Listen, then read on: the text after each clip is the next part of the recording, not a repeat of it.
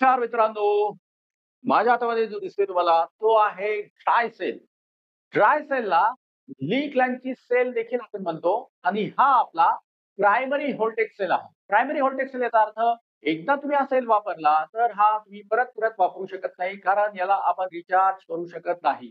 तर रिमोटमध्ये, क्लॉक्समध्ये, ट्रान्झिस्टरमध्ये जो सेल असतो तो असतो ड्राय सेल. परंतु आपले भारतीय लोकं मात्र फारच इनोव्हेटिव्ह असतात. जरी एखादा सेल हा आपण पुन्हा-पुन्हा वापरू शकत नसेल तर ते त्याला घासतात.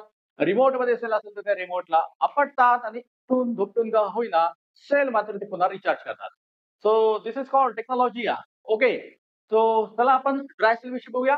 ड्राय सेलचा जो बाहेरचा भाग आहे तो झिंकचा बनलेला असतो आणि तो याचा एनोड म्हणून काम करतो.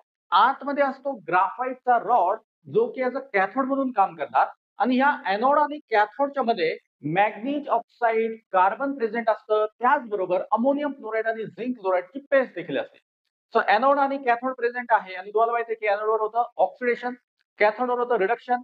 याचाच अर्थ या ठिकाणी होणार आहे रिडॉक्स रिएक्शन आणि रिडॉक्स रिएक्शन झाल्यानंतर केमिकल एनर्जीचं कन्व्हर्जन होतं इलेक्ट्रिकल एनर्जीमध्ये आणि तुम्हाला या सेलद्वारे जे व्होल्टेज मिळतं ते जवळपास असतं 1.5 व्होल्ट. तर अशा पद्धतीने हा छोटासा सेल परंतु फारच उपयोगी. तर आशा करतो की ड्राय सेल तुम्हाला नक्कीच कळलं असेल.